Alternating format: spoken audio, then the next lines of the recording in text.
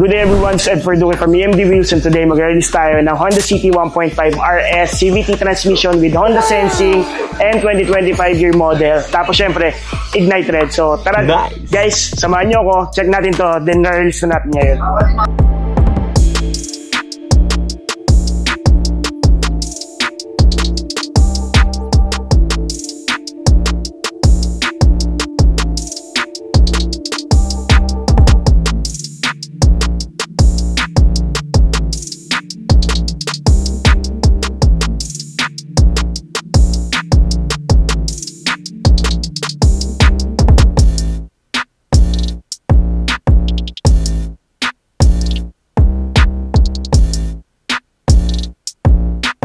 So, syempre guys, ang una natin i-check itong front end ng unit natin. So, by the way guys, yung unit natin, nagpasabi undercoat tayo. So, syempre, meron tayong Honda Sensing.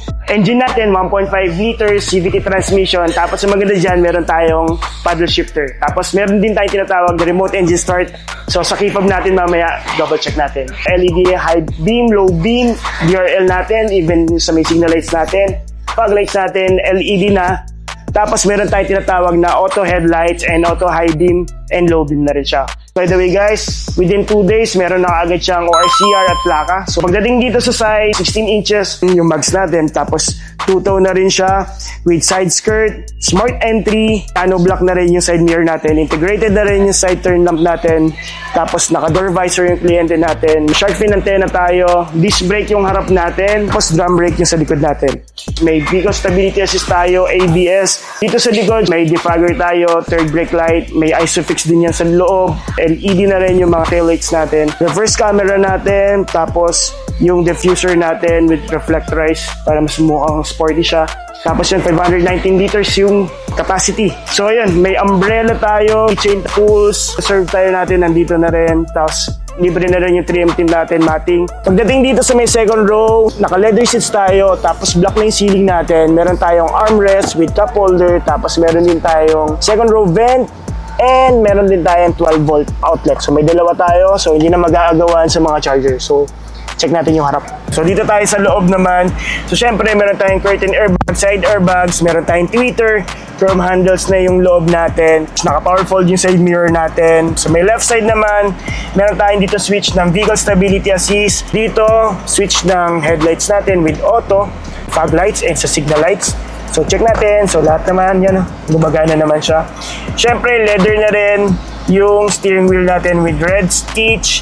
Tapos telescopic and tilt na siya. So na-adjust, napapalapit natin, napapalayo natin, up and down. So gumagana siya.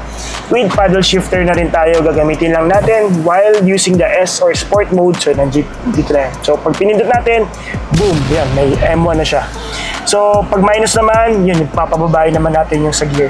So sa may left steering wheel naman natin, yung sa audio controls natin, sa may menu, and sa information natin, nandiyan naman yan. Tapos meron tayong Bluetooth hands-free. Dito naman sa may right side natin, adaptive cruise control with low speed follow, nandito na yan. Tapos yung LKAS natin, nandiyan na rin. So meron din tayong tinatawag na hill start assist, meron din tayong emergency stop signal, and meron din tayong lane departure. So meron din tayong tinatawag na collision mitigation braking system. Pagdating dito, may push start tayo. So ito sa ignition natin. Sa multimedia naman natin, so meron tayong AM, FM, USB, Apple CarPlay, and Android Auto na rin tayo.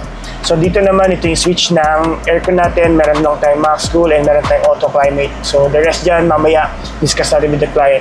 Type A na USB port, tapos outlet ulit. So yan, meron tayong outlet dito sa second row vent. May icon button tayo. Meron tayong reverse camera. So yan, may 3 modes tayo, wide, normal view, and top view. Tapos sa key fob natin, meron tayong remote engine start and smart entry na rin. So tawagin na natin yung client, 5 na, uwian na. Kailangan na natin i-release to agad-agad, mabilisan. So tara guys, samahan nyo na ako.